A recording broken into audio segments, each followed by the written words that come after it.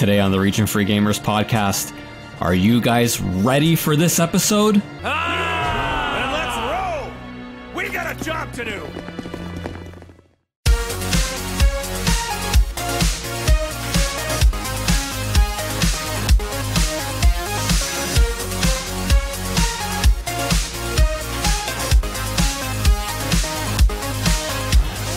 Hello everyone, welcome to the Region Free Gamers podcast, the podcast fluent in gaming.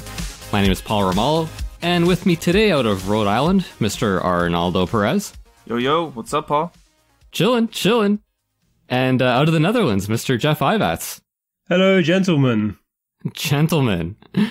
So, our awesome patrons know what they're in for on today's episode, and after doing some quote-unquote research for a chunk of the day yesterday, I gotta say, if you guys are excited, I mean, like, not to oversell it, but oh my god, this is gonna be a fun one.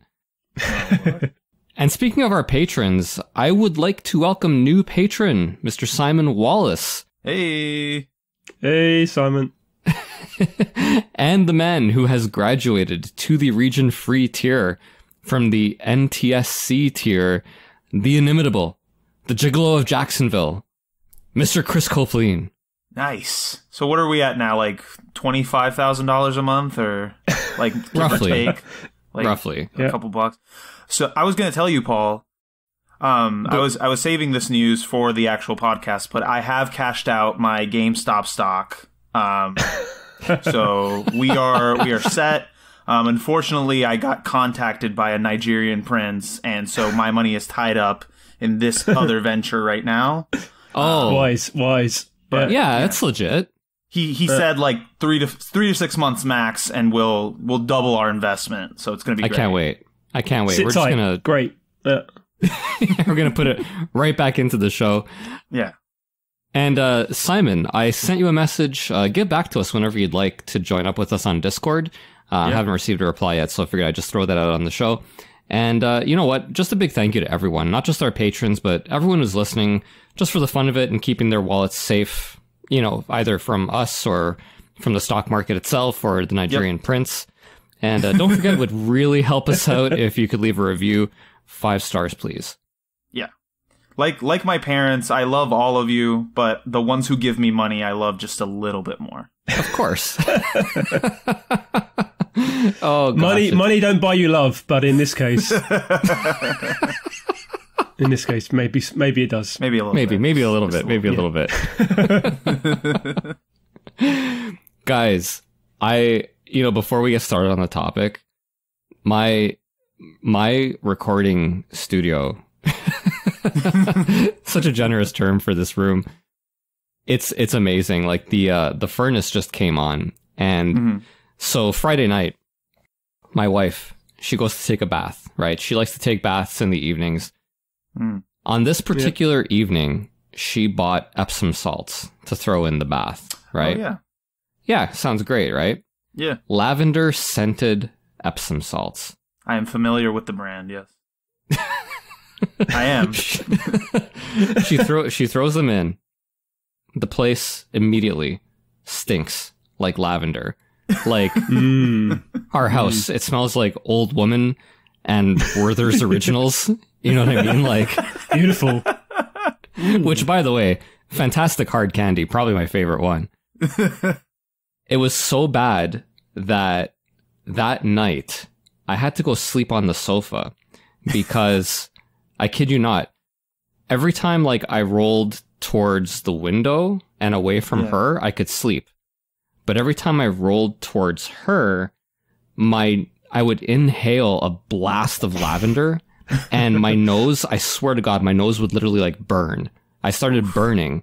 And if you think I'm exaggerating, the next morning, my wife walks into the bathroom and she's like, "Oh my God, my nose is burning." And I'm like, I know. I slept on the couch because I couldn't smell you anymore. You smelled horrible. Oh my So it's Lord. reached the point now, and the furnace just reminded me of it. It reached the point where the return air into our furnace like absorbed the lavender. And so every time our furnace kicks in and blasts out air, I'm like, oh God, my nose again. It's back. It's back, yeah. It's not so bad today, thankfully, but yesterday I was sitting in here playing video games and doing research again for the episode. Important work. Very important work, man. Are you kidding me? Yep.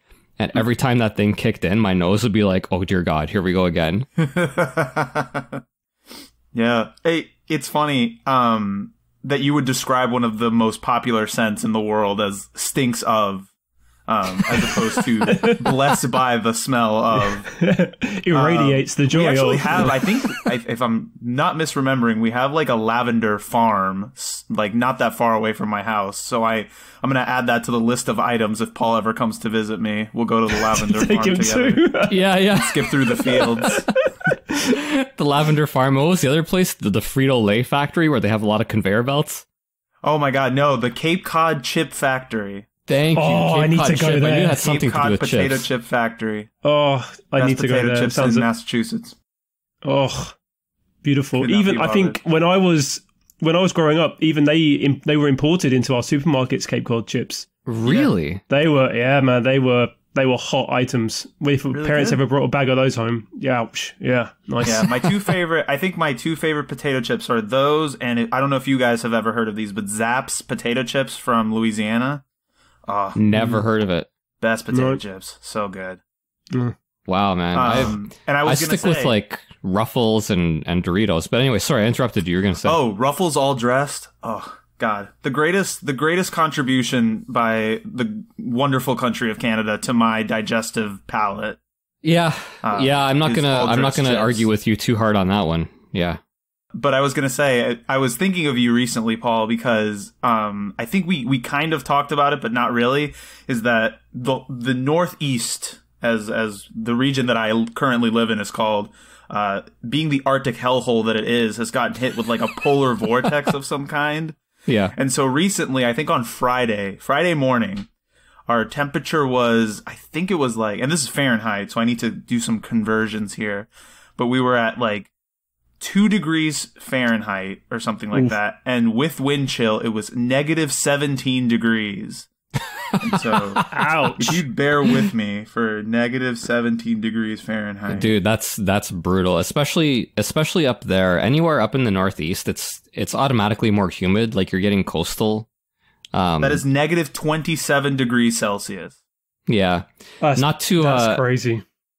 Not to one up you, but my wife took the dog out for the morning walk the other day, and the morning walk is, at this point in the year, it's more like a mad dash down to the park and then running back home because it's so goddamn cold. And we have this, so we don't have wind chill up here. What we have is like this trademark term that it makes me laugh every time we say it. It's called real feel. So yes, it'll be like, we do have that as well. You have real feel? I don't know why real feel makes me laugh so much. But like we gleefully say it every time we talk about the weather. So she goes out and it was like minus 30, but with a real feel of minus 47 because the wind. I know. And she got home and she's like, I'm a hero. I walked this dog and it was minus 47 with the real feel. But how is the dog? Why is the dog not even in the car going, I'm not getting out? Like, no way, no chance. I'm not going out in this. Yeah, why isn't the dog doing it? The dog doesn't mind. He's a husky shepherd mix. Yeah. So if it was he's in his element. He's like, he really is. Like the only problem is his paws. Like when his paws touch the ground and exactly. it's this cold, like he doesn't like that. But like once, for example, like I took him out running with a friend of ours and their dog. And he was doing the same thing. He was being a big wuss, like, oh, my paws. And I'm like, yo, and I give him a kick in the butt, and I'm like, go run. And so he starts running around with the other dog. And then as soon as they start running, like, they get warmed up, and it's not so bad. Yeah. So it's really just kind of the first 5 minutes where you feel bad for the dog. And then, but you know that they're just going to kind of get over it and move on. But yeah, the first few minutes are... If it's minus 25 or worse, then the dog is like, oh boy. Yeah. No, I don't know if I mentioned this on the podcast last time we were on, but I recently adopted a dog in November. And she originally based on what they told us, she's from Texas and then somehow made her way all the way up to here. So theoretically, she's never seen snow in her life. So the first time we took her out in the snow, I was thinking the same thing. I was like, this dog is going to be pissed. Like, it's going to be like 20 degrees. Like, it's going to be cold as hell. And so we go out, and of course, like her brain short-circuited, but she loved it. Like, she digs her face in the snow. She starts running around like an insane person. And I'm like, I don't know. They just like don't care that it's cold. You know, it could be 10 degrees out, and they're like, I got a built-in coat, motherfucker. Like, I don't care. That's that's pretty much what it is. We put like a little jacket on her just to be safe, but she doesn't care. Yeah. I was going to say, so I spent most of Christmas and half of January over in Italy, over in Milan, which is... Wow. Way to brag. Yeah, I know. But we were all on lockdown, so it wasn't much fun. Fair enough. But the Italians love their dogs. I think they're more dog people than cat people, from what I can tell. But they've all got like these dogs that are relatively well suited to the cold, because it gets cold and humid up in northern Italy. Yeah. Sure. But everybody, because you can imagine, and it's a bit of a stereotype, but I feel it's very true about the Milan area. It's all about fashion and how you look. It's walking around with like a big puffy jacket in like plus 10 degrees with sunglasses on. It's all that sort of thing. But they all put fashionable jackets around on their dogs. And, you know, every so often you look at a dog with square in the eyes, and it gives you that look of, save me. Please help. Save me. God. Because it's like 5 or 10 degrees, not cold for a dog, and it's wrapped up. It's probably going, I am boiling. Yeah. Get me out of here. Poor things. I have that temptation sometimes where I'm like, man, if I could just get my dog like a sick like Supreme hoodie or something, I would definitely do that. But I draw the line at footwear. Like I don't think I would ever put something on my dog's feet, because they just seem to hate it. That's cruel. So much. It's not what they didn't evolve for them to need socks. That's not what they're... Let me tell you, I used to with our old dog Joey, because he wasn't like a cold weather dog. He was a short-haired dog. Short-haired dog. And when we took him out, if it was anything worse than -20, he couldn't. Like he didn't have enough hair growing on his paws. So you gotta put little booties on him. And I'm not gonna lie, it was hilarious. Because like as soon as he puts the boots on, he does like these weird high, wide steps. Like, what is going on here? Yeah. But I mean, he gets used, like, I don't know, like every dog, they just kind of get used to it. Yeah. And adaptable, move on. aren't they? Yeah, very much so. This is my new reality. Okay. Anyway, enough about dogs and lavender, and more about bad video games, specifically bad video games that we love. Who's going to start us off? Geoff, do you want to start us off here? What's your first bad video game that you love? Oh, I'm going to have to just kind of pick, because I got 3 on my list. Okay. And I really want to kind of go with the worst one at the end. So I'm going to go... Okay. That's my aim. So the least of the worst, I would say that most people would kind of think I'm being a bit harsh, is Die Hard Trilogy.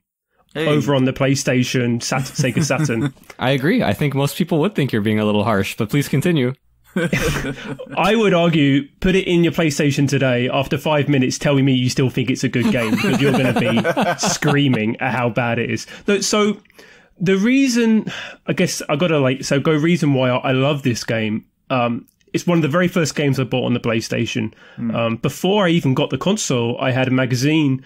It was like all the best games of 1996, I think it was. Yeah, it would have been 96. And it had Die Hard Trilogy in a review section. I think it gets like a high 80 score. But I would have been, 96, 12 years old, with an older brother who is just constantly exposing me to action movies. Yeah. And Die Hard was just that epitome of the action movies over, by the mid 90s. If you hadn't seen Die Hard with a Vengeance, it was. So you've got all this kind of hype around Die Hard, and then you get this feeling just by looking at screenshots that consoles were finally able to start giving you movie equivalent experiences. Yep. So, and I kind of liken it to Alien 3 on the Mega Drive and the SNES, where it's nothing to do with Alien 3, the movie. It's about aliens, sure. Like, you've got Ripley, you've got pulse rifles. It's an LJN jam, isn't it? Alien 3? I think so. I think so. I think Arena and Probe did it on the Sega Master System. On the SNES, it's actually behind me. I need to go and take a look. No, wait. So it developed by Bits Studios. That was the Game Boy one. Yeah, Probe Software, the same people who did Die Hard Trilogy. Oh, that's right. Whoa, meta. There we go. I need to stop trying to give LJN credit for bad games they didn't make. Yeah, please stop, man. LJN, no, they never released anything good. Oh, so in that era, you had like Bill and definitely an LJN again. Bill and Ted's Excellent Adventure, which were terrible games. So finally, it felt like a game that was close to the movie, and obviously the highlight was you can get a light gun. And this game is 3 games in one. So immediately I was like, I'm going to have to get this game. So this was the game after I got the console that made me go to the local store, trade in all my SNES stuff, which obviously now is sacrilege to think that I gave up. Stop it. We all did it. Okay, sorry. We had to. We all did it. But that was so I could play Die Hard Trilogy with the light gun, and I absolutely loved it. Especially, so maybe we can go through the 3 different games. Sure. But guys, like, did you play Die Hard Trilogy before I kind of get into it? You know what, man? Die Hard Trilogy is one of those games where I knew a lot of people who talked about it, and I knew a lot of people who loved it. And it was spoken well of, but I never actually played it. I had a Saturn. I didn't have a PlayStation. It was available on the Saturn though as well, so I guess I don't really have an excuse. But I never got around to it. I was so happy when you put it on your list.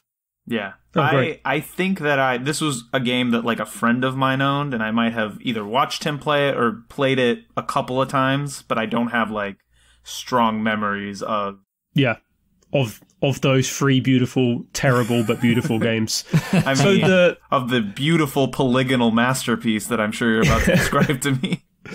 So it's like I said, 3 games in one, right? So you got a third person like tower level shooter, which just starts you off. It's basically the movie. You start off in the car park and you work your way up, which is kind of the movie, but at least it bothered to try and do some proper setting. At Nakatomi Plaza. That's right. And you're essentially this incredibly squared-shouldered, polygonal Bruce Willis, just trying to blow everything up and kill everybody. It was a lot of fun because it did feel like, this is just like what he was doing in the movie. He was blasting, all the Germans and the terrorists away. But the thing that made it bad is that obviously the movement and the controls. There's just a complete hot mess. Especially when you're talking about 3D games without an analog stick. So it's all with the D-pad. Yeah. It is, by the end of it, your thumb is just absolutely killing because you're kind of willing Bruce to turn faster than he is like a tugboat. So you got that as a starting point, which was, as I said, it was fun, but it couldn't compare to the Die Hard with a Vengeance. Yeah. Mm-hmm. Have I got that right? Die Hard 2 was just Die Hard 2. No, Die Hard. Die Hard. It was Die Hard 2. Wasn't it Die Hard 2? Die Harder. Die Harder. That was okay. So thank you. So Die Hard 2, Die Harder was the one that everybody really wanted to play because it was a light gun game. And essentially, you're the first level is you start off outside the airport and you're working your way through it. And you think, in the movie, Bruce Willis goes into the airport to pick up his wife. He doesn't go in there all guns blazing, killing everybody, right? Yeah.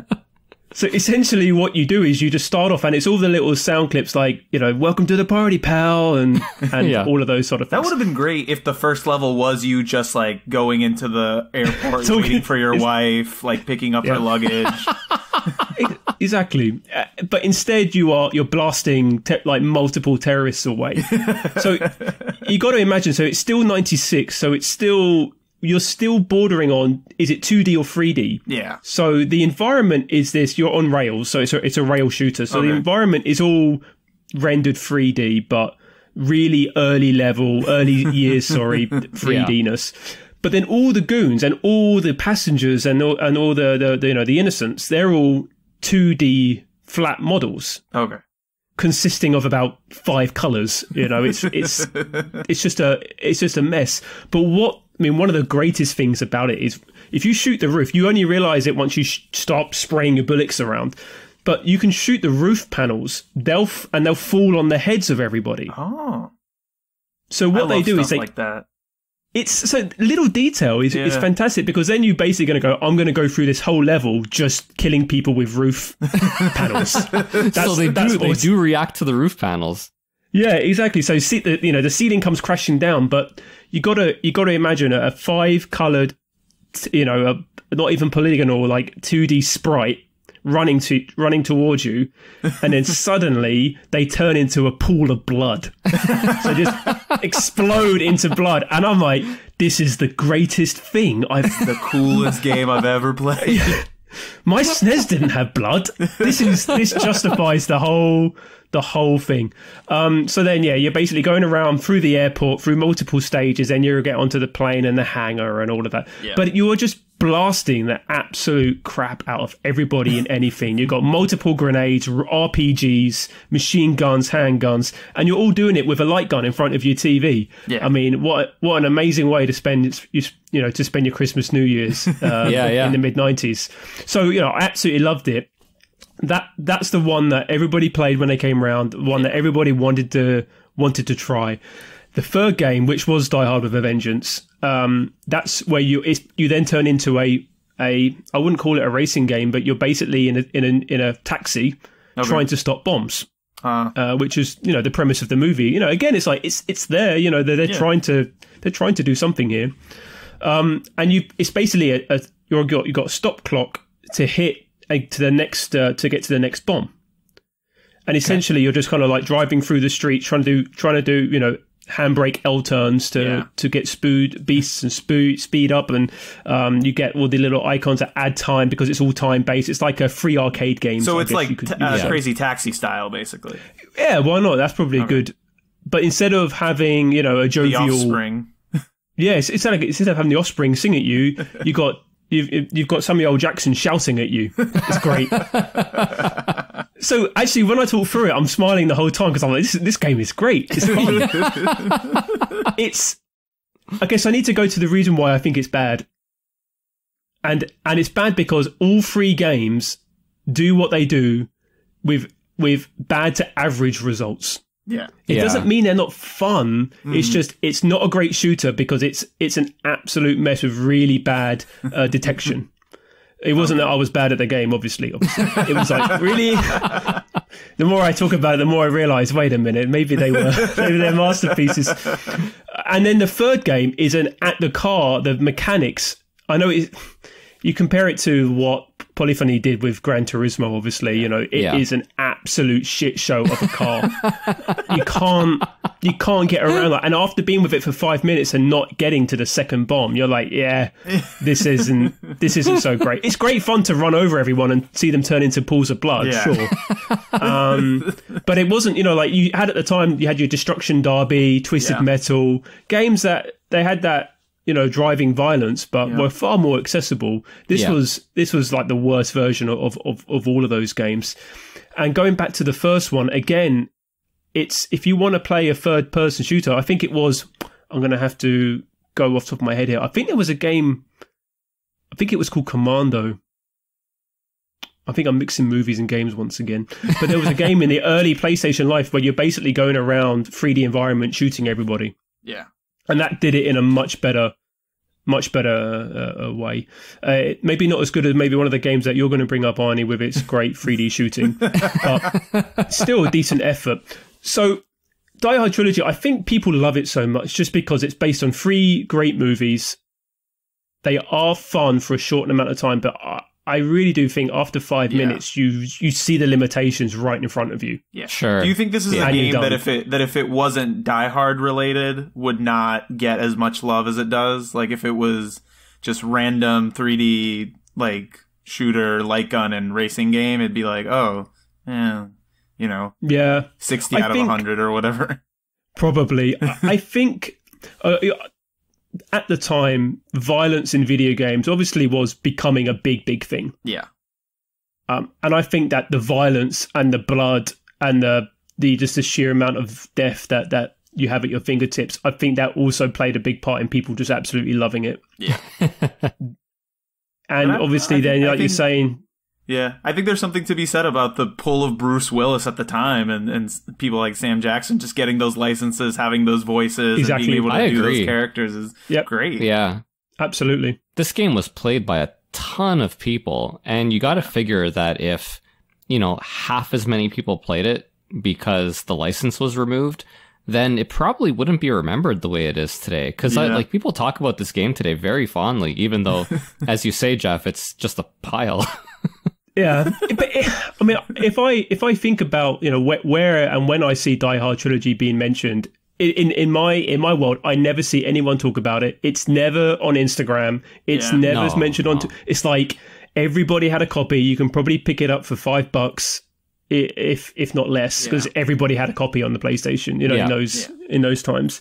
It just seems to have largely, like, people like us, we remember it because we were there at the time, but it's new generation. They're going to play it and go, this is just a steamer. Absolutely not going to go near it. They'll play one of the other amazing Bruce Willis games, like The Fifth Element or Apocalypse. Apocalypse. I was close to putting Apocalypse on my list. Very full close. Bruce Willis list. Yeah. Well, we'll save it for when we do this episode again next year. Yeah. Did you finish it when you were a kid, Geoff?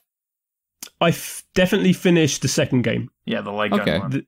The light gun one was by far the easiest. The third one was incredibly difficult. I think I managed to get quite close to the end. Yeah. I'm pretty sure I did. But last thing, one of the things that's great about the end of the game over screen of the third game is that you do see the nuclear bomb go off in New York. So if you want that to see something like that, then by all means take a look at the game over screen for those 3 games. Very funny. Oh man, that's hilarious. All right, well, I think we're at the right time here to take a break. So let's take a quick break. When we come back, I'm actually going to roll with a game that may have inspired Die Hard Trilogy. So we'll be back in a moment.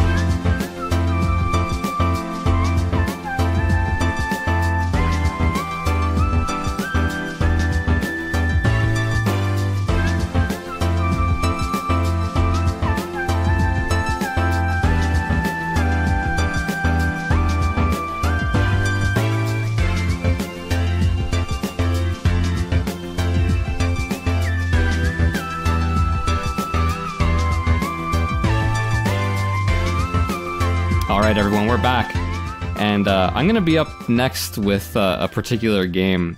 It's funny, Geoff was talking about violence in video games and how it wasn't very common at the time. It was kind of a new thing.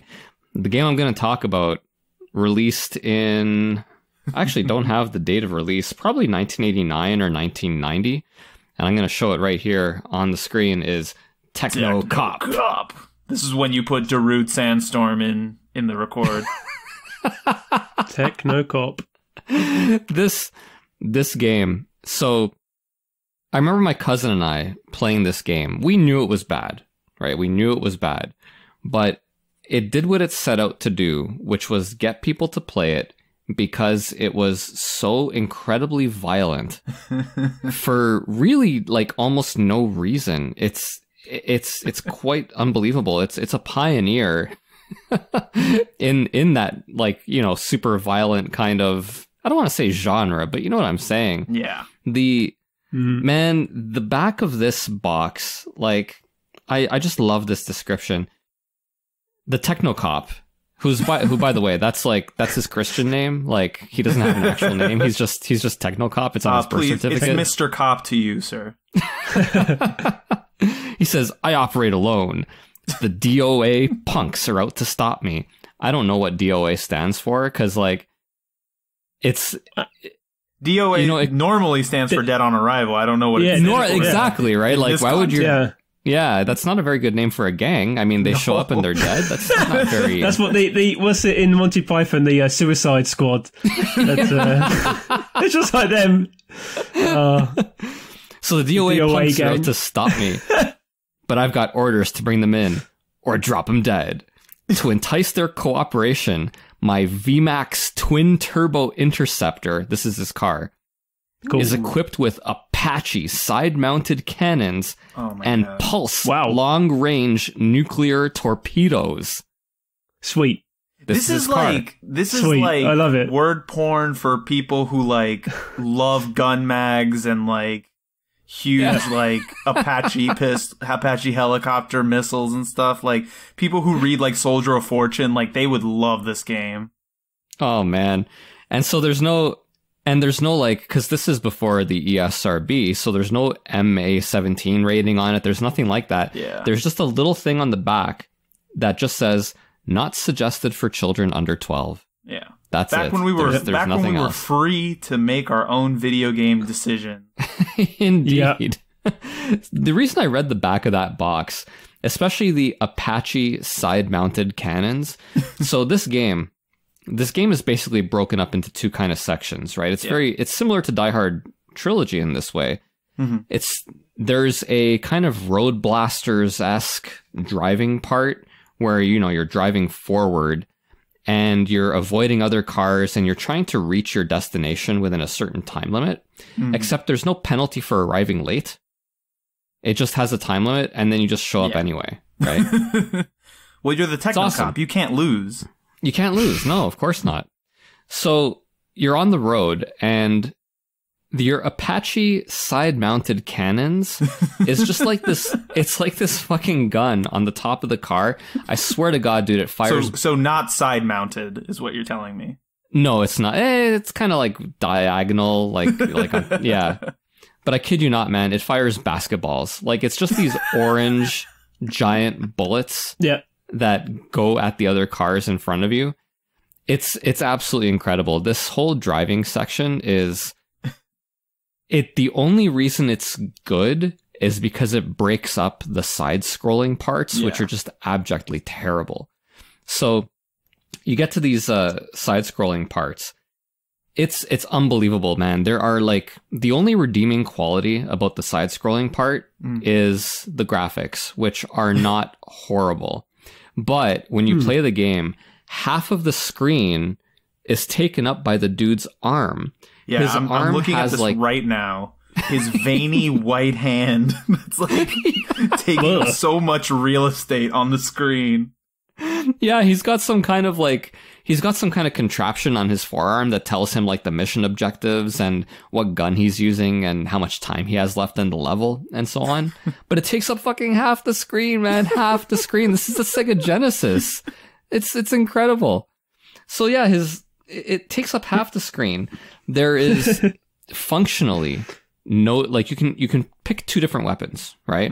There's a net that you fire from your gun and it wraps people up in a cocoon. You know, it's all cozy. And then there's a gun.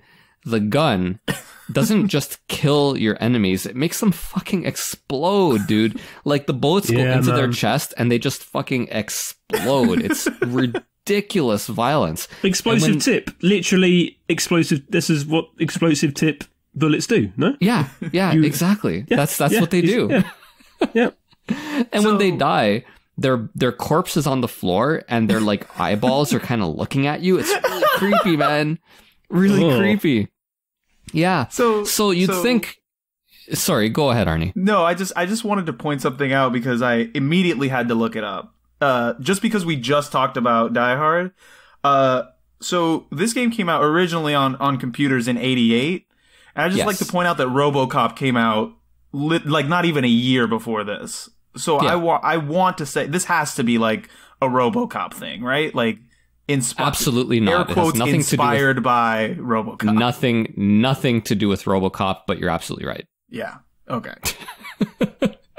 So, yeah, man, you'd think, okay, so this game, the Sega Genesis has 3 buttons, right? A, B, C, until later 6-button versions came out, but whatever. A, B, and C. So you have a jump button, you have a gun, and you have a net, right, that you fire from your gun.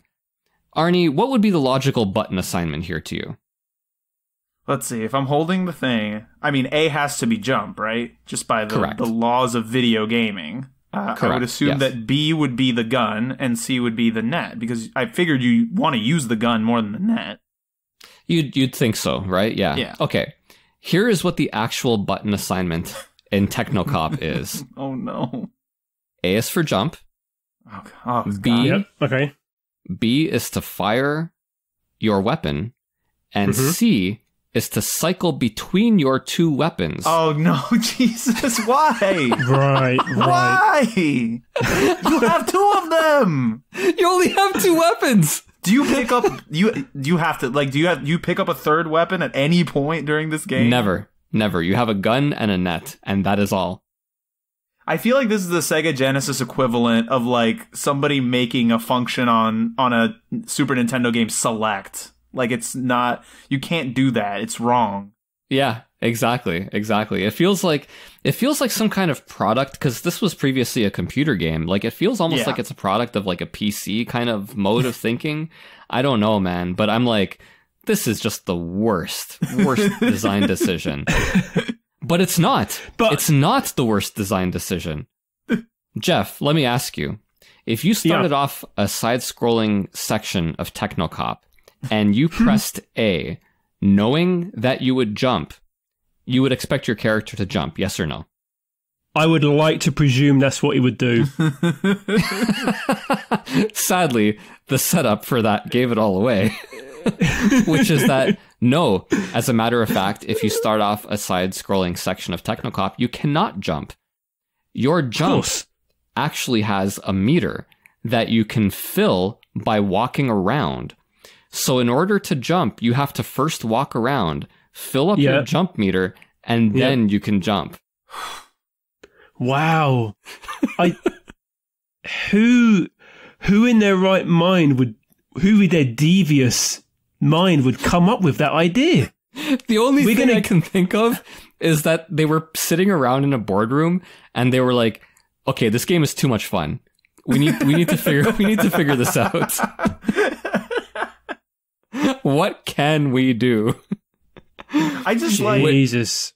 I always love, this is like a video game thing, and I can't think of any other examples off the top of my head, but it's always so hilarious to me when it's like, this is X main character, the most badass, like, motherfucker on the planet, can literally do anything. And it's like, but you have to charge your jump. Yeah. It's like, yeah. I would at least understand. Don't work together. They don't. I mean, I would at least understand charging a shot or charging a mega punch, a megaton nuclear punch. Charge that bad boy up, and I'm with you. But I mean, either jump or no jump. Don't do some sort of charge me. That sounds. RoboCop can't jump. You shouldn't be able to jump. Period. Yeah. But the way the levels are set up, you have to be able to jump. The jump is actually way faster than walking. Of course, and in order to catch the various perpetrators, like every level has a boss, and you have a time limit to either capture or kill the boss, right? Which is why you have a net or a gun, right? Yeah. The problem is the timer counts down in like 2 seconds.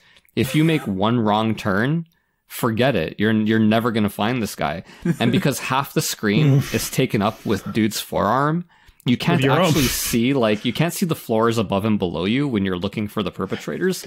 So, taking a look at this as well, it's a Canadian game, so maybe you should reflect on that. How dare you? You should reflect on that for a minute. But I see, seeing that it was a ZX Spectrum, Amiga, Atari kind of game beforehand. Yeah.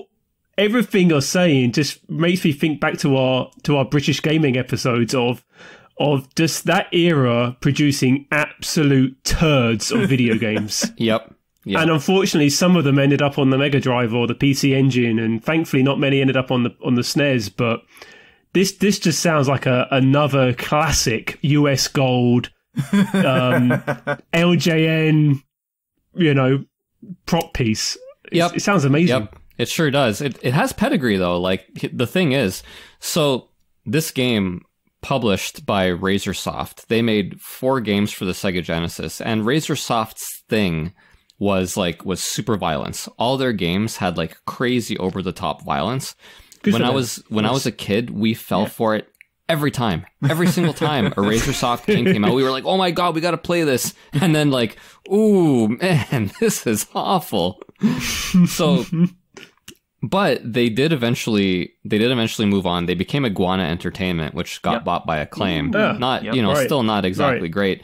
But I think the main programmer for this game, and goddamn, I can't remember off the top of my head what his name is. I had it and I should have written it down. But he eventually became like the main kind of supervisory guy for Rockstar North, funnily enough. All right. Wow. So he had a career path. He sure did. Like, it's amazing how someone who worked on Technocop, Kevin Hoare, that's his name, the main programmer for Technocop, he became the studio president of Rockstar North. It's amazing. Wow, fair play. Do you think he still has Technocop on his CV? Do you think he like he doesn't have a choice, dude. Moby Games is out there, so like he won't actively put it on, but if we look it up, we'll see. So yeah, man, Technocop, like just to kind of round it out here, because I do have to talk about what I like about it. Yeah, I was gonna say, what is the draw here? Before I do that though, just one more thing about the side-scrolling sections. So most games that are side-scrollers, your character, when the screen is moving, your character is usually like around the middle of the screen or so, right? Yeah, sure. More or less, right? Yeah. In Technocop, the Technocop is 3/4 of the way down the screen. You wouldn't believe how many times you're moving forward in a side-scrolling section and the boss just pops out and annihilates you. Because you're 3/4 of the way down the screen. To the right. There's like 2 inches. And then the bosses are ridiculous. Like there's one guy who's got like a trash can on a dolly, and I don't know what he's doing. There's another guy who's riding a missile like it's Dr. Strangelove. What is going on? I don't get it. It is so bizarre, man. So yeah, but here's the thing though. I wouldn't even call it a game that's so bad it's good, because it's not. Like I will never sit down and finish Technocop. I actually tried yesterday. I tried to finish it and I was like, I can't do this. Like there's so much that you just don't know. Like the car has a health bar on it. I didn't even know that there was a health bar, right? Like my car got destroyed and I'm like, what the hell? How did my car get destroyed? There's like a little green kind of line hidden on the bottom right side of the dash of the car. Green means health, so yep. That tracks. Come on, Paul. Yeah. So yeah, it's and when you finish a level, like the level finishes and you move on to the next level, even if you don't catch or kill the main boss, it's just like, oh, you didn't catch the boss, move on to the next level. I'm like, what's going on here? How do you win? You just don't know. But here's the thing. The violence is so like over the top and kind of in your face. It's really funny. Like it's the kind of game, like the last time we did this episode, me and Ozzy, I talked about Total Recall. Total Recall is a great game that you bust out for like 10 or 15 minutes when you have buddies over and you have a good laugh and then you move on to the good game. Yeah. Such is the case with Technocop. With Technocop, you can, I kid you not, you can kill children and you can kill old ladies. I remember this. It is completely ridiculous. And there's no penalty other than losing points. And the points are meaningless. They have nothing to do with your advancement in the game. There's no prizes for these points, right? Yeah. That's right. Yeah, there's nothing. There's no reason. So like the kids, oh my God, the kids are either jumping in place, because as kids do, right? Just like kill me. Please. Yeah, they really are. Or they just kind of run towards you. If they run towards you, then they step on your foot and you kind of hop up on your foot like you just stepped on something hot. It's completely ridiculous. What? You can't. Yeah, I know. I mean, you can't approach a officer assessing a tactical situation like that. That's just it's a recipe for disaster. This is a kinetic situation, child. I need you to step away. So it sounds to me like, Paul, we're currently 2 for 2 for enjoying games because of violence. Yeah. Like, man, there was something. We're simple, aren't we? It sounds ridiculous, but like, especially as kids, especially under the thumb of Nintendo for so long, exactly. there was something. God, I don't want to call it special because then I sound like a sociopath, but like there was something kind of special about playing a game and just having the freedom to like kill whoever and do whatever. It was absolutely bonkers. This game kind of reminded me of Narc for the arcade. Yeah. Where it was just not unlike that. Yeah, where it's just like that's the whole thing is you load up and you just explode people's brains out with firearms. Yeah, but that one was like, don't do drugs or we'll murder you. Yeah, I know. Funded by the U.S. government. Yeah. Anyhow, that's Technocop. Arnie, why don't you give us your game? All right. Well, I'm not going to do the one you think I'm going to do because I'm definitely saving that one for last. But I wanted to talk about. So you guys are talking about violence. I am a pacifist myself. So the theme of mine is stories that I enjoy. And I thought Geoff was going to do this first, but I guess I'll be the weeb and bring out the animu for Kotodama, the 7 Mysteries of Fujisawa. I previously talked about this briefly in a What Have You Been Playing when I just started playing it. I've since finished it and thoroughly enjoyed my time with it. How do I even describe this game? I mean, at its core, it's just a visual novel with just a batshit story. Like, insane. I don't even know that I could properly describe it other than to say that it's like you're like a person at a high school who's like has a demon friend or a demon spirit that follows you around, and it gives you the power to like change, like basically control people's minds and make them tell you things when you need to. But the way you activate this power is by playing a game of Bejeweled inside of the person's mind. And so the whole thing is like there's a screen where it's like Bejeweled, just Bejeweled, like not even attempting to hide the fact that it's Bejeweled. Yeah. And then next to it is like a fully rendered like anime model of whoever the person is. And as you successfully complete lines of Bejeweled jewels, the person will progressively become more nude. And once you've completely made them nude, you have exposed their inner thoughts or something and like, can progress on to the next thing. It's all completely censored. There is no actual nudity. This is actually rated T for teen. Okay. That was going to be my question. Which I did not I was like, when I looked at the back and I saw that it was rated T for teen, I was like, I absolutely need this now. Because if it was just nudity for nudity's sake, I'm like, that could still be funny. But in my mind, it's always funnier when somebody's trying to do something that's clearly mature, but trying to tone it down for a younger crowd. Couldn't agree more. It's always more hilarious. There's something less lewd about it if it's not fully nude. Exactly. But like we're talking about the difference between a 10 out of 10 and a 9. You know exactly. what I'm saying? Like on the ludometer. Like they just throw up like big like I can't even remember what they say. I think they say like challenge or something over like people's genitals to censor them. But the hook of the game is basically that you have to go through it multiple times to progressively unlock the story. Oh my God. Like the first time you play it, you'll play it for a couple hours, and then all of a sudden the game will end, and like the credits will start rolling, and then your demon friend will pop up and be like, what the fuck? You didn't finish the game. So like he'll rewind you back to the beginning, and then you go through the whole thing. And each time it gets a little faster because you can skip like previously seen dialogue and all that stuff, but you make different decisions as you go because you have knowledge of like new things. And so you play it, I think you have to play it like maybe 4 or 5 times through to get everything.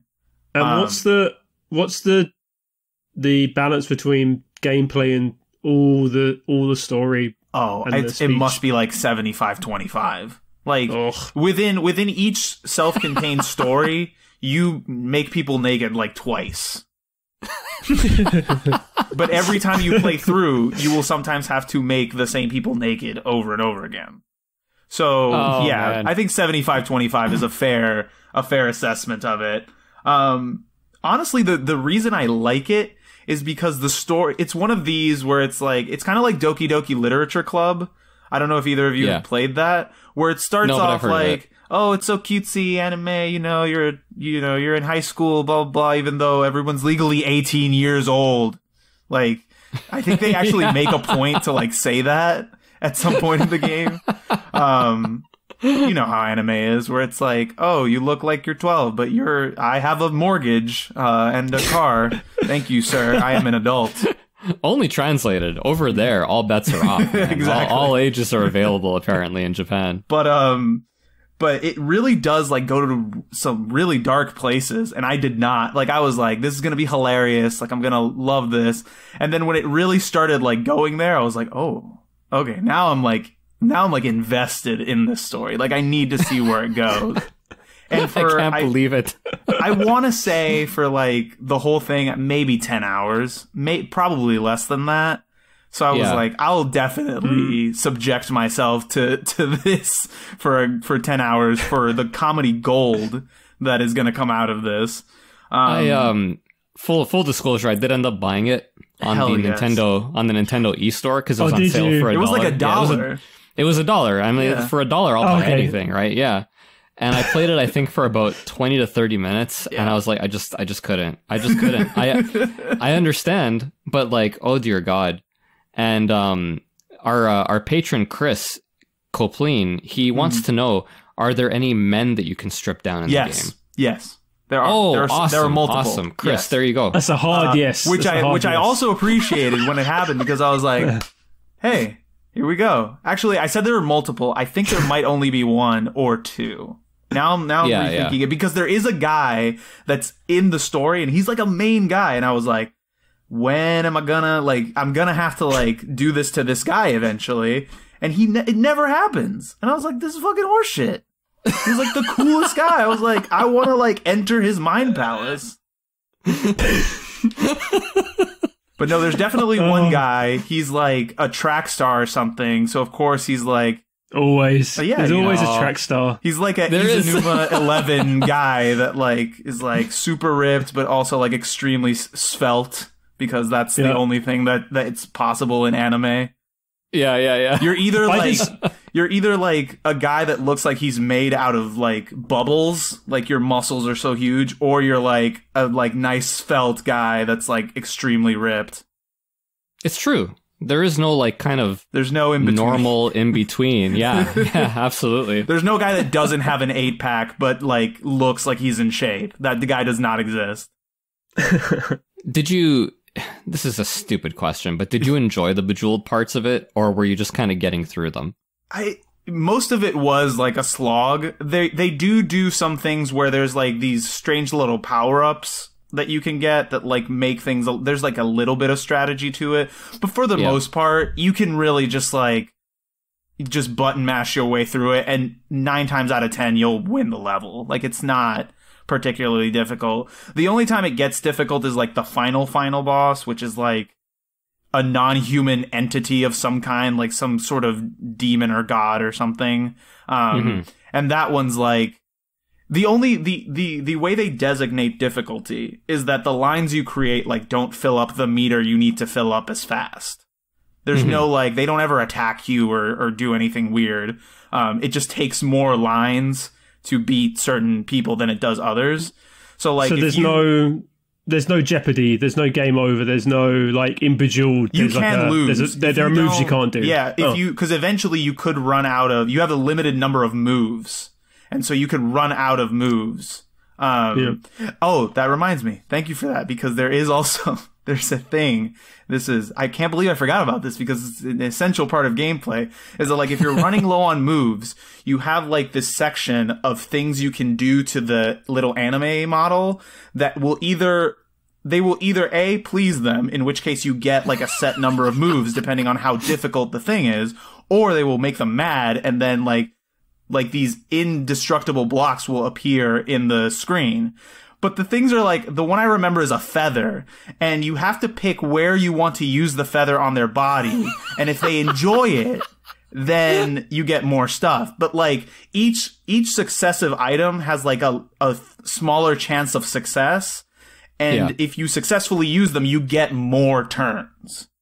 So I think the feather, if you use it correctly, gives you like 2 extra turns. The more difficult things, if you use them correctly, give you like 3 or 4 or 5. So if you put the feather in his eye, like you put it in like their neck or their belly or like, you know, stuff like that, and they'll make like the red blushing face. They'll be like, it's great, you know.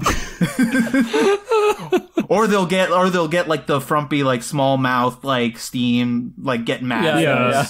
Which is not. But at least that kind of makes sense, Paul. I recently just finished playing through Three Houses. Yeah. And there are some dialogue options that make people annoyed. And I'm like, well, how was I meant to know that was going to piss them off? Dude. But at least janking a feather in someone's eye, you kind of go, that would make them mad. That would make them mad. Absolutely. But no, those Three Houses dialogue options drove me crazy. It's one of the reasons I dropped it.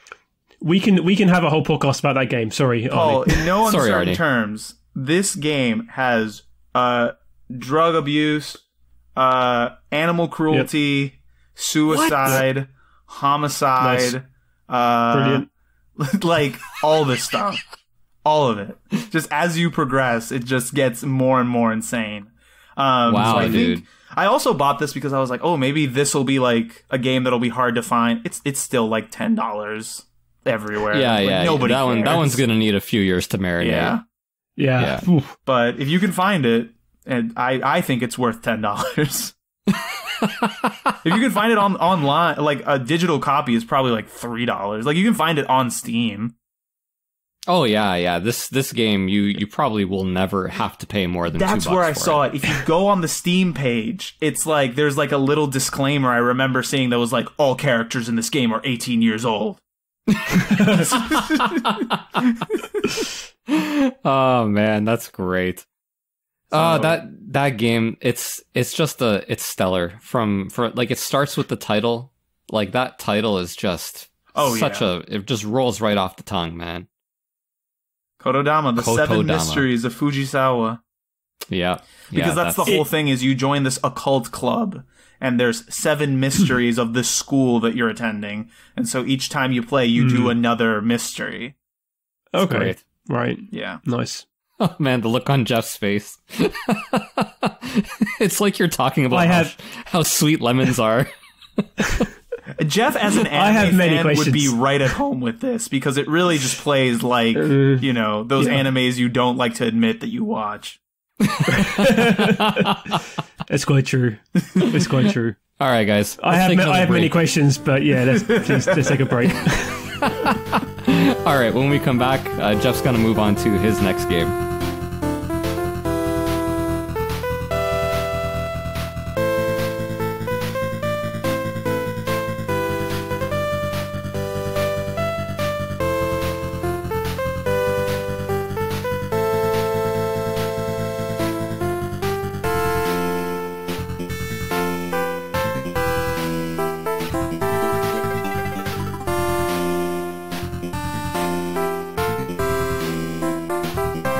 All right, everyone, we're back. Jeff, please tell me about the next game on your list. I'm going to take you back, guys, back to the summer of 1993. Arnie, maybe don't worry about 1993. Maybe you were a bit too a toddler young at the time.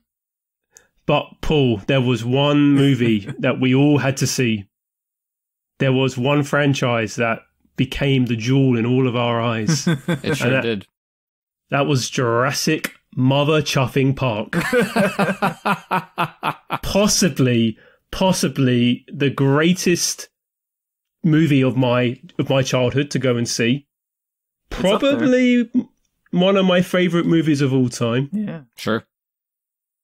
An absolute groundbreaking for a movie in terms of the animatronics, in terms of the CGI, the music, the score, utterly fantastic. Solid acting. They had Richard Attenborough, like some absolute outstanding legacy actors and actresses. Yep. Some fantastic stuff. Steven Spielberg, beautiful. The whole thing around Jurassic Park, everything about it, phenomenal. So of course, being the 9-year-old that I was, I just got besotted with, especially with the Velociraptor scene when they're chasing the kids in the kitchens. When he opens the door. It was incredible. It's one of those movies where I remember the cinema, I remember the smells, I remember who I was with, I remember the seat, the view, the build up, the excitement. Guys, do you remember a time when you'd go to see a movie and you could feel excitement before the movie began? Yeah, it's rare. Remember those times? It's rare, and I haven't felt it in a very long time. Like the last time was, God help me, the last time was Independence Day. I don't know if you guys remember that one, but people were lined up around the block, and they blew people up the White House. Oh wait, no, Phantom Menace. Phantom Menace was the Capitol building. Last one. I think they blew up. Yeah, but anyway. Oh yeah, Phantom Menace. No, Phantom Menace. That's true. Force Awakens. There was a lot of people were very excited. Yeah, I was gonna say. Oh yeah, that's true. That's true. I was pretty excited for that, but not quite like Jurassic Park. Yeah, exactly. I think Jurassic Park was just this thing of all those young. Maybe I always felt like dinosaurs are very much a male thing to become fascinated by when you're in your early single digit years, sure, late single digit years even, but. Dinosaurs were this, whenever you saw them on TV, they were basically either iguanas or they were claymation, stop motion stuff. So Jurassic Park, Gojira and all that. It's Land Before Time and all of those sort of 10,000 Leagues, all those movies that we all had to deal with, Lost in Space and all of that. So Jurassic Park was a phenomenon. And of course, being a kid who had a Game Boy, who had a Master System, I had to have the video games. Yeah. I absolutely had to have them. Yeah. And not only did I love the movies and I had to have the games, but I had to love the games. Even though they were anger-inducing piles and piles of steam that was coming out of them. So the best Jurassic Park game is always going to be Dino Crisis. That was the best Jurassic Park game. Fantastic. And I keep meaning to replay, actually, Dino Crisis, or maybe wait for Capcom to do a remake. Who knows? That's almost certain to happen. It'll be nice. So there's actually some decent Jurassic Park games. Yeah. And I'm talking decent. I mean, like maybe the Mega Drive game, that platform was decent, although it's a bit dark and you can't quite tell where you need to go. Yeah. It's all right. But the one I want to pick up on is one I showed, actually, which you guys can't see on the podcast, so I don't know why I said that. But it was the Sega Master System game, the same as the Game Gear game. Yeah. So the one that is bad and I actually hate is the Game Boy game, which is very similar to the Super Nintendo, which are very, very different games to the Sega games. Yeah. Yeah. Which is great when you're a gamer today, when you go, I can play Jurassic Park, I can play Alien 3, and I have completely different experiences depending on the console I'm going to be. Which is you don't get that anymore, obviously. So that's something that's great about retro gaming. But the Game Boy game was not fun, no matter how much I tried, because it was just brutally difficult. It's difficult. It's unfair. It's broken. It's probably LJN. I think it might have been LJN back on the Game Boy. Could be. So the Sega Master System version, essentially what you've got here is games that the game is based on two different type of elements. Once again, multi-game within one, just like even what Paul brought up. You've got your driving, where you're being chased by a dinosaur, which, doesn't sound as... It sounds quite good. Mm-hmm. I guess you could. It's very similar to the movie. And then there are the typical platforming side-scrolling games where you are Dr. Grant. Yep. Yeah. So what I feel is so bad about these games is not only is it quite short, which is not a bad thing in some ways, but only is it quite short and it's very easy to get to the very bad ending, which is the park has broken loose, you didn't do your job well, game over. Oh, I was only trying. But also how it's just a memory game. Yeah. All you got to do is just remember the attack patterns. And I know that's a large part of what video games were, but I feel that I was so disappointed that that's all I had to do, that it didn't end up being an interesting game. Yeah. Do you understand where I'm going with? Like, oh yeah. So that's where I felt like the game was it let itself down quite a lot, because it was such the hype, such a build up, but it just, once again, video games in that era just couldn't meet the expectations in which the movies they were based on was set. Never could. Yeah. Never could. So there are some really good fun parts of it. That I think the chase is quite good, but the aiming is terrible, because basically you're a little car going along the road. It's all 2D, obviously. And then you get one of 4 dinosaurs, because each stage you get a different chase at the beginning.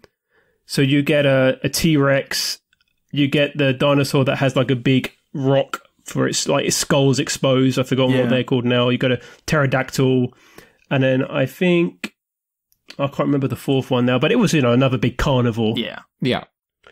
And you're basically just shooting all the this dinosaur that's coming towards you. But the thing is that once again the hitboxes are so bad, the detection rate is really slow, and you're constantly getting pushed and barged, and you always end up losing all your lives before you can actually get to the stage that you need to play. Yeah. So it's like, okay, I finally got to the first stage, and you remember this is like 9-10-year-olds. I finally got to the actual platformer level. And before you know it, you're getting ripped apart by velociraptors. So you're like, all right, well, this is just not fun. Yeah. So, yeah, that's essentially the premise. You got to survive each attack. You then got to subdue a dinosaur, like a brontosaurus or a triceratops. I think there's a velociraptor you need to take care of. But they're all, they're all very largely simplistic experiences, I guess. Yeah. So and this is where maybe I'm struggling, because I don't like bad games. I know it's a big ego to say, but this is a 5-6 out of 10 game. Yeah. It's definitely not shit. It's not broken. Yeah. But after 5 minutes, you're like, I'm done. I just can't bring myself to play this anymore. The car levels, it's when I saw it, those car levels, that was tough, man. Like the other thing about this game is that it looks phenomenal. Yeah. Like the intro is like 2 minutes long. It's got full screen graphics. Like it's crazy, man. Like it looks really, really good. But then you get to the car level and you're just kind of moving a cursor around the screen with the control pad. Yes. And it's like, this isn't really, this does not fulfill the promise of that kick-ass intro. But with that said, though, like even the side-scrolling levels, man, this is a good-looking game. Like it's one of the best-looking Master System games I've ever seen, I would say. Yep. It's for the Sega Master System, I think, is in general especially over in the US, such a ridiculously ignored system. Yeah, it really is. Most of their games look better than anything the NES could produce. I think the developers got a hell of a lot out of it.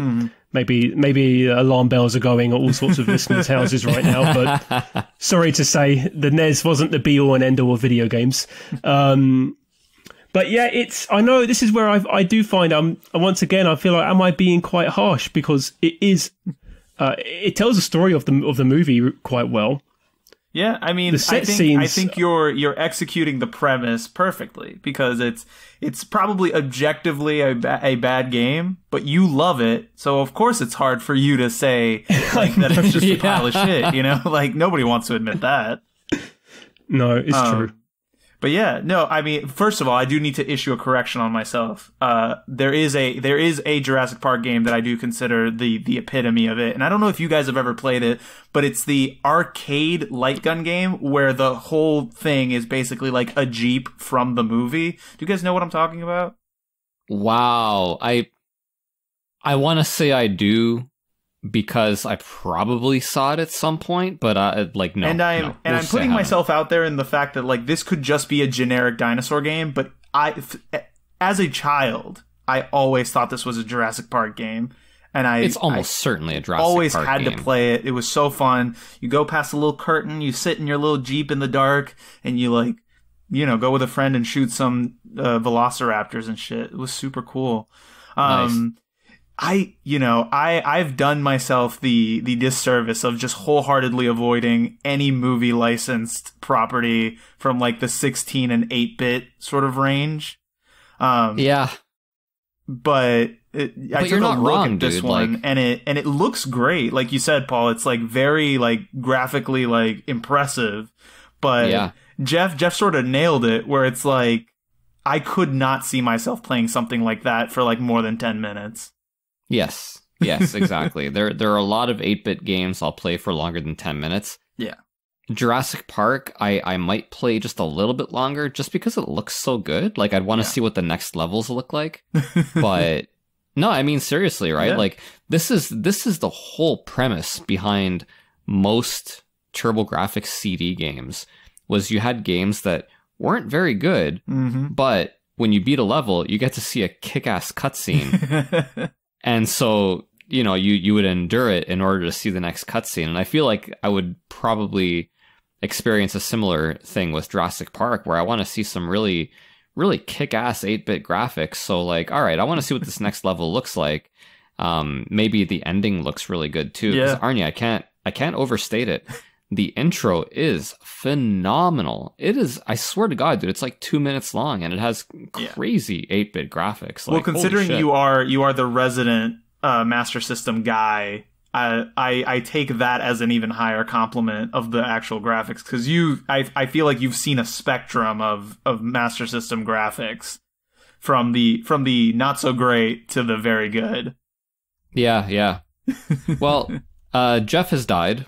On our we shot him out the airlock after he served his purpose. I thought he was just resetting his video, but he's gonna appears that he's gone altogether. I'll talk about my next game, sure. But we'll just get Geoff back here in a second. Hey, sorry, I had to reboot. Oh yeah, man, he's alive. Who knows? Like, I mean, what are you gonna do, right? So yeah, that's me with Jurassic Park. Absolutely love that game, but objectively, I can see its faults. But I can't help but just love everything about that movie. I think the memory connected to it is keeping it strong in your mind. Yeah, exactly. All right, guys. So my next game, I was just telling Arnie while we were waiting for you, Geoff. This is the only game I've brought up on this show where like I'm actually embarrassed to admit that I like it. Because I do actually kind of like it, but I cannot find anybody online who has anything good to say about it. Everybody I've ever spoken with in the TurboGrafx community just despises this game. But I kind of like it. I kind of like Double Dungeons for the TurboGrafx 16. So to break it down here, Double Dungeons is a 3D dungeon crawler, right? So automatically you know that I'm into that, right? Yeah, of course. But it is a 3D dungeon crawler that is really kind of stripped down of virtually anything. There's like no story at all. Instead of a story, there are 22 different dungeons. And, every once in a while, like you'll start a dungeon and the character, like the main character, he says something really weird, or not he says something any weird, but like the way they describe the story is something like the warrior finds a monster and goes into the dungeon, and that's it. and that's your story, and it's completely stupid. I will point out, as I'm looking at like a screenshot of it again, I've noticed a theme with the games that you've picked, and it's that for some reason you seem to really enjoy games that take up like 50+% of screen real estate with unnecessary bullshit.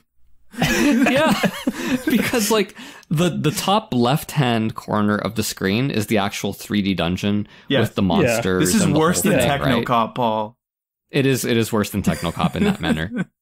The bottom left side of the screen is a dialogue box where every time you attack, it shows how much damage you've done, and then the monster attacks you back, it shows how much damage they've done, and then your character says something.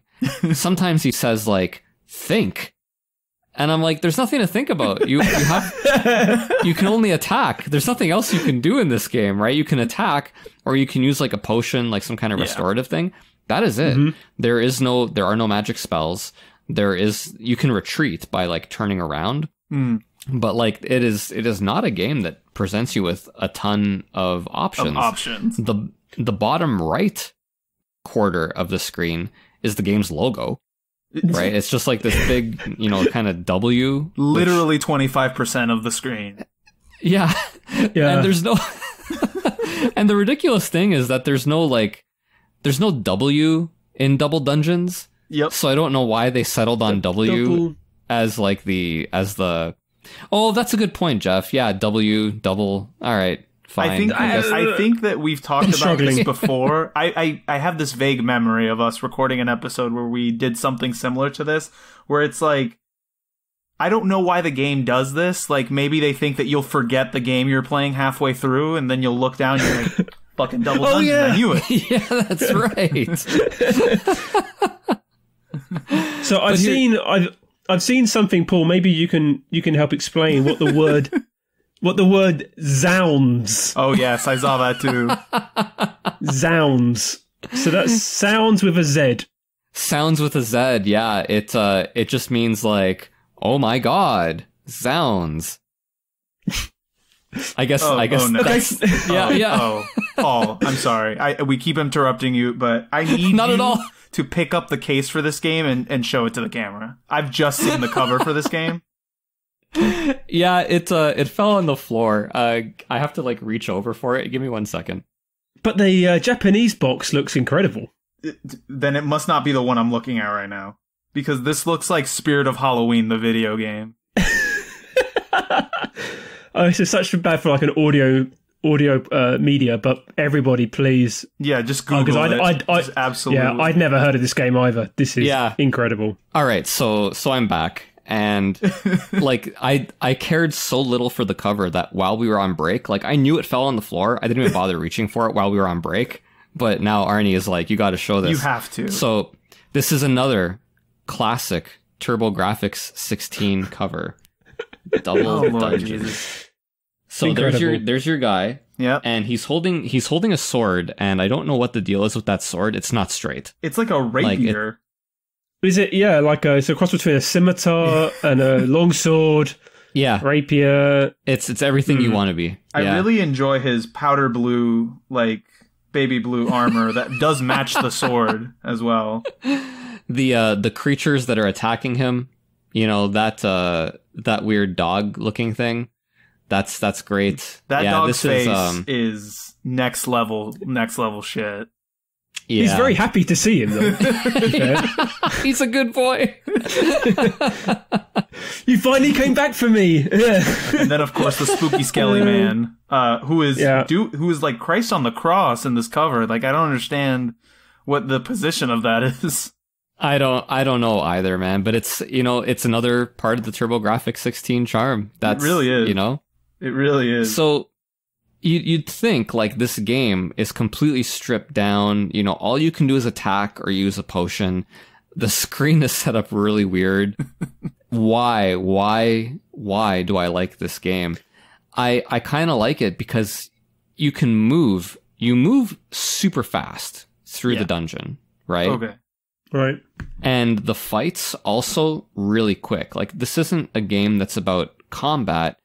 If you take this game and don't think of it as an RPG, but instead think of it as a game where you're figuring your way through a maze, and there just happen to be like RPG elements that are fairly quick. They're not really painful. Okay. then that's the game that Double Dungeons is. So if you enjoy 3D mazes and trying to kind of figure them out, then Double Dungeons is a reasonable game, in my opinion. You were just craving more of the first-person dungeon crawling from Phantasy Star, weren't you? I absolutely was. There is no question that I was craving that, right? And much like with Phantasy Star, I didn't map out Double Dungeons. Like, if you map a game out with grid paper, like, sorry, but it's not gonna, maybe an RPG like Phantasy Star, but the dungeons in Double Dungeons some of them are friggin' gigantic. Really? But because of the speed of the game, it makes it a little bit easier just to kind of like remember which way to go and so on. So I don't know, man. I get it. I get why people dislike it. We've listed a lot of reasons. There is only one musical track for the entire game. Oof, no matter Jesus. I know. It's not bad. It's actually a pretty good track, but unfortunately, it's the only one. Yeah. The dungeon. Well, they had to make space on the hue card for that dope logo on the bottom right corner of the screen. Jeff, you're going to ask.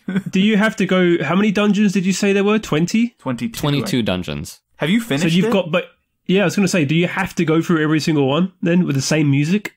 Yeah. Oof. Yeah, in order to finish the game, you do have to go through every single one. Have you beaten it? I never finished this game. No. Even as a kid, I made it to like, I don't know, the 6th or 7th or something like that, and then moved on to a better game. Because even though I like the game, it doesn't mean that I wasn't going to play something else instead, right? It's just not as, in my opinion, abjectly terrible as... It's greater than the sum of its parts, is what I'm trying to say. And the 2-player mode, look, this is the kind of game that you play with 2 players if you really dislike your friend and maybe you don't want to be friends with them anymore. But with that said, it's actually not bad. It's kind of cool because you're both racing through the dungeon. I was gonna say, are you racing each other to see who can do it first? Yeah, and to see who beats the boss first, right? And you can actually encounter each other in the dungeon and fight each other. Oh, that's cool. And it's like, and because the dungeon's moving so fast, it's always a surprise, right? It's just like, oh my god, we're fighting each other. Like, bam, we just ran into each other. So, I don't know. I thought it was kind of cool. I played it with a buddy of mine like a couple of years ago. Yeah. Because I was like, hey, we should try this. It's not good, but... You wanted to test the friendship. Yes. And it wasn't bad. We played through the first level, and it was like, yeah, that's okay. Let's move on to something else now. So that's Double Dungeons for the TurboGrafx 16. The official review is that's okay. We'll move on to something else. Anyhow, let's take another break here. We'll come back with another one of Arnie's picks. I can't fucking wait to talk about this next one. To save humanity, we will not run. Yes, sir! To save humanity, we will fight to our death. Yes, sir! To save humanity, we will put our lives on the line. Yes, sir! Do you hear me? Sir, yes, sir! Ah! And let's roll! We got a job to do. All right, everyone, we're back. Arnie, please talk about your next game. So we've been talking about. I honestly, when I picked this game, I didn't expect it to cause like such an uproar in our chat. I'm glad it did, because you and Ozzy like just sharing screenshots back and forth saved me from having to subject myself to this again. But it's Bullet Witch, and I truly do love this game. Bullet Witch is such a perfect artifact of like very early Xbox 360 games. Like from the very new metal logo and lettering to the like like modeling shot they have for the like, because she also has, if you go into the manual, which I have extensively for this episode, she also has a very like full cover, like nice glossy image here, and right at the bottom, if you can't read that, you can email her at alicia@atari.net or something, at atari.com. Can I interrupt you for a moment, Arnie? Sure. Her name's not Alicia. Oh, God. Her name is Alicia. Alicia. Alicia. That's right. Yeah. That's right. Yeah, like we Alicia can't. Dragoon. One of those. Yeah, it's like Ian Ziering. Her full name, her government name is Alicia Claus, great granddaughter of Santa, if you've ever been wondering. Oh man, but I love these. I love these name spellings. Anyway, sorry. One thing this game has done for me, because I honestly had not really looked into the contents of this for a while, but I found the manual, I opened it, and of course on the second page of the manual there is a story, and I'd like to read it to you. Please do. All right, so this is the return of Region Free Gamers Masterpiece Theater, or whatever we called that. So it starts 2013 AD. Humanity is on the verge of extinction due to natural disasters, starvation, wars, epidemics, and the sudden appearance of an army of evil, twisted monsters. A continuous series of events caused by the revival of demons in the modern world have reduced humanity's numbers to less than 1 billion.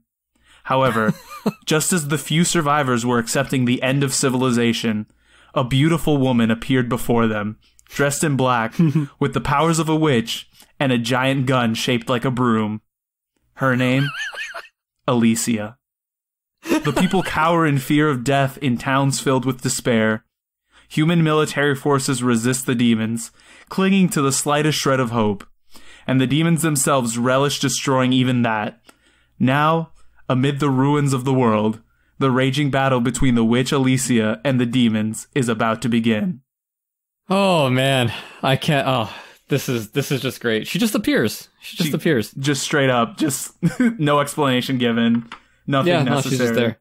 Bullet Witch. I absolutely love like their thought pattern of, okay, we've got to make it sound like humans are really struggling, and they name things which kind of hurt us, but we recover from super quickly as a species. But then, bam, demons. Yeah, it's like, literally in this era in 2013, just everything happened all at the same time. Like it's like when you're playing SimCity and you activate all the natural disasters at once. That's what happened to the world in 2013. Yeah. And is it me, or does like 1 billion people still? That doesn't sound too bad. I know. I heard 1 billion, and I'm like, well, that means 5 billion dead. But on the other hand, 1 billion people is a lot of people. Is it really that tragic? But like, obviously, it is. Yes, of course. But still, it's like I thought they were going to be like 10,000 humans remain. That's kind of what I thought, right? Yeah. So everything from the logo, the cover art, this backstory, just tied together by the fact that this is, to my knowledge, one of the last games that I believe came with like a poster, just in like the regular copy, not like a special edition or anything. Yeah. But this is the saddest poster I've ever seen. You know, it's funny because you would think a game about a beautiful raven-haired witch who has like a 50 caliber sniper that looks like a broom would be amazing. And to be honest, like, the thing I love about this game, again, is the story, the presentation, like the voice acting, all that hilarious, incredible, like 10 out of 10. But this game really over the top. This is an example of a game that feels like it tries to do everything in its power to get you not to like it. Like actively punishes you for wanting to play this game.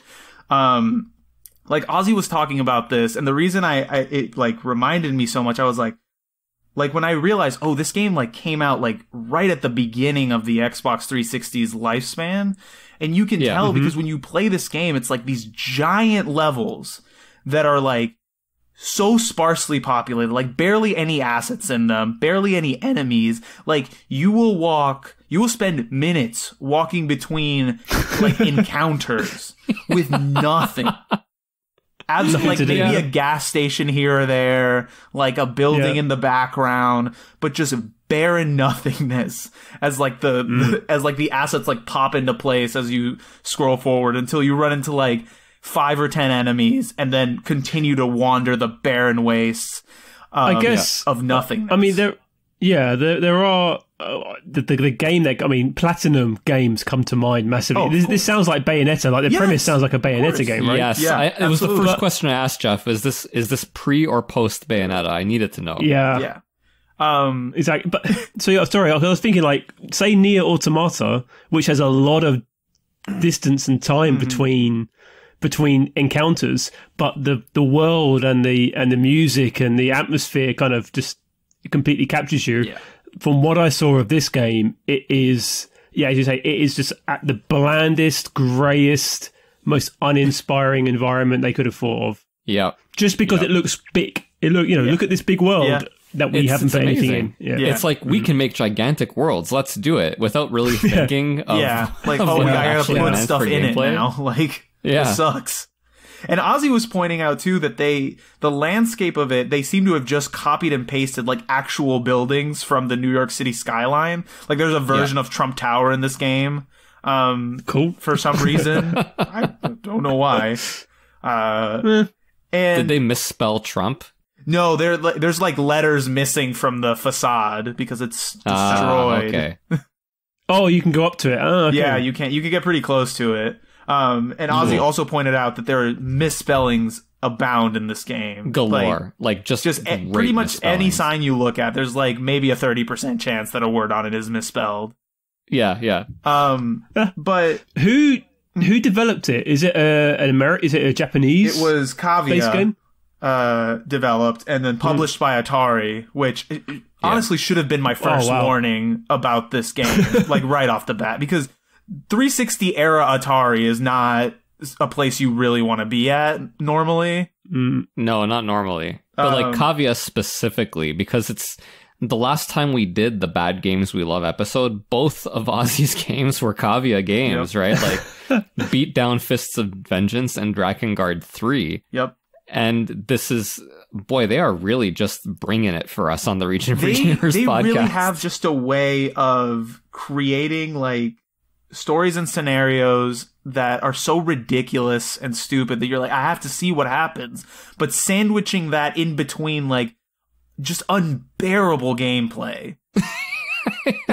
Like it is physically painful for me to go through this game. And I remember, but the rewards, man, the reward payoff, is the incredible. scenes in between are just, they're so, like, the very beginning of the game, like, first of all, the intro is bonkers, is right? interminable. Like, when they talk about it's like so long. Oh. And then, yeah, I know. But then she encounters, like, the first demons, and the demons are, like, you know, they're doing evil demon things, they're torturing humans, etc. And then she shows up, and the demon is like, are you going to say your prayers? And then she says, witches don't need prayers. Crawling in my skin. So Evanescence good. kicks off. Wait a minute. The pure distilled essence of my, like, what I thought was cool in, like, 2006. Yeah. Oh, man. I haven't even told you about the fact that, like, there's an enemy character list in the manual. There's only 3 enemies listed on it. Oh my god. And one of them are these things that literally... I don't know how else to describe them, and I don't know if you've seen them. Like, did you watch gameplay of it, Paul? Oh, yeah. So there's these, like, floating ball... They look like testicles, honestly. Just, like, a floating sphere that just shoots, like, gack at you. And they're just called walnut heads. Yeah, that's the name that comes to mind. Oh, man. In the game as well, you can either move around like normally forward, backwards, but you can also strafe. Oh, if you strafe, though, her torso remains in the same position, but her hips completely make like a 90-degree turn to the right or left, depending which way you're strafing. Yep. And the person playing the footage I saw of the dude playing online, he was constantly switching between forward motion and strafe. So her hips were just moving like she was like Shakira. Like her hips were just like moving in these crazy directions, but her torso was completely stationary. It's fucking awesome. That's the other thing is like, so when you get into gameplay, so you have a gun, which you can either shoot from, melee attack, and then you have like a wheel of like magical abilities that you unlock throughout the game. And I remember that was the thing I most remember about this game, is feeling so overwhelmed by like all the options I had to attack. Because I think there's like certain enemies like are in locations where you have to use some kind of magic, and you sometimes do run out of ammo, which is like the worst. Like, if you run out of ammo, you might as well just kill yourself and start the level over, because it's so fucking insane. And I just remember, like, the first level I remember loving, because you're basically just walking around with a giant, like, submachine gun, like, blowing things up and, like, annihilating people. Yeah. But as soon as they throw even, like, the lightest modicum of challenge at you, like, the whole thing falls apart. You're like, oh, this is like, this control scheme is garbage. Like, I suck, but the game is also not helping me, like, ever be better. And so their whole idea is, like, eventually they, like, just throw, like, waves of enemies at you until you just give up and die. So I don't think I ever made it past, like, the third level of this game. Is it just me, or did the enemies not really move? They don't, like, from what I remember, the AI is pretty brain dead. Like, they'll either stand, like, right out in the open and, like, shoot at you, or sometimes they do, like, move towards you. It just depends. But I think there's also, like, snipers in the game that are incredibly bullshit. Like, I don't know. This game, like, it really was, like, it checks all the boxes of, like, things we should not do in future games. Hey, man, but props to Kavia, because Alicia goes through a wardrobe change after every level. Yes. She has a new outfit for every level. She's super current. And I gotta say, her run animation is hilarious, because she doesn't run like a person. She runs like the most insulting version of what someone thinks running like a girl looks like. She's holding like the giant gun in one arm, and then the other arm is just kind of like flailing out to the side as she takes like these little girly steps. It's fucking ridiculous. Oh, Jesus. Also, the gun, if I remember correctly, the gun is so long that I think it clips through the floor, like, constantly. Oh, man. And then, awesome. Of course, you meet your other main character, who's this, like, the clip we showed before we started recording, I was like, speaking of Paul Verhoeven, like, RoboCop, this is like Starship Troopers vibes to me. Is like that entire scene is all I think about. But that guy's name is apparently Maxwell Cougar. So that's your other main character. So it's Alicia Claus and Maxwell Cougar to the rescue. And this guy, I just remember him being like the most alpha macho dude ever. Where it's like... Oh, absolutely. That sounds very Xbox 360 era gaming, though. Really? Yeah. This is... I mean, like, I hadn't heard of this game before. I mean, I know, like... I'm sorry that I've given you the psychic wound now. I know, because, like, there was this time where going into a game shop, you would just see hundreds of these 360 games that you've never heard of, and be like, well, if I've never heard of it, I'm not even going to take a risk on this. I'll just pick up Gears 3 or something. Very wise. But I'm glad you and Ozzy, Arnie, I'm glad of people like you. I honestly, I was like the complete opposite. Once like Xbox 360 games started being like $5 at GameStop, I was like, let me look for something that like I've never heard of. That's how I found this. That's how I found Operation Darkness, which was another candidate. If I hadn't already talked about it like a bunch of times, but that's another game that's broken, like fundamentally just broken. But I love it so much because like, there's just, you can't, the thing is like, you can't make like a game like this on purpose. You can't. It's just, it doesn't work the same way. Like, I think Metal Wolf Chaos is about as close as you could ever get.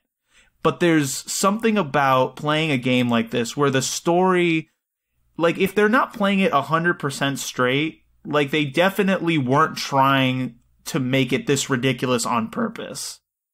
Yes. Right. I think they truly were like, we're going to make a game that we think is going to appeal to people, and Marcus Phoenix is a thing, so, like, Maxwell Cougar can definitely be another thing.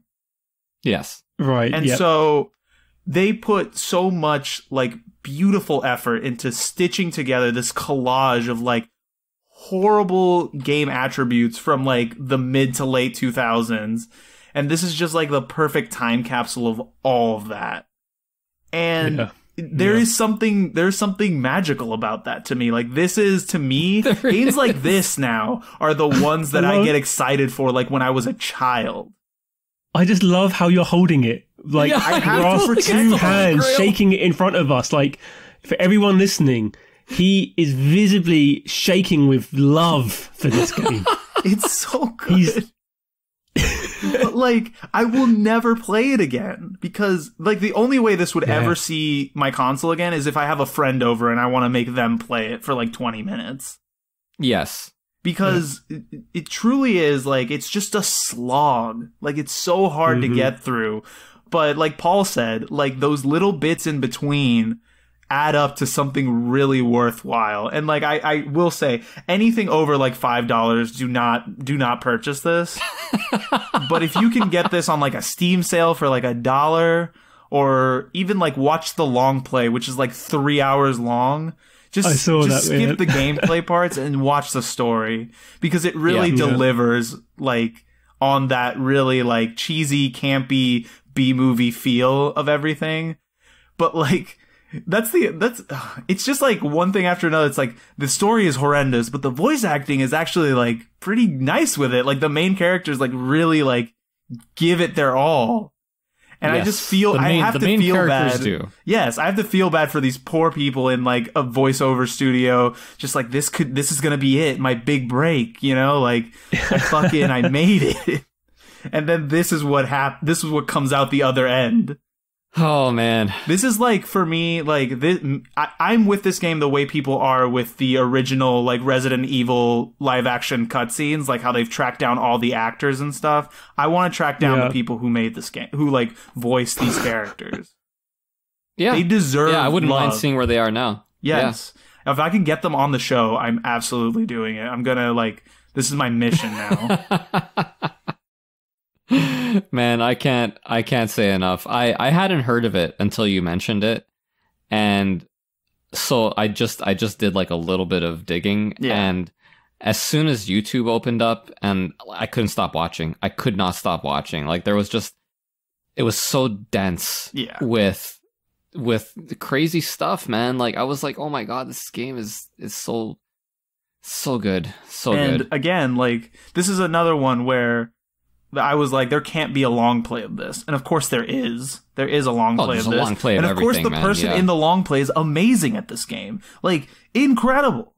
And I did not think that was possible because I was terrible at this game. But I honestly thought like the systems in this game are like kind of broken. Like the way they expect you to like switch between magic and your gun and doing all that stuff. I was like, in a million years, I would never be able to get good at this game. But somebody did, clearly. Whoever that Shakira controlling person was, like really nailed it. All right, man. Well, that's Bullet Witch. And that's going to wrap it up. That's going to wrap it up for us for today.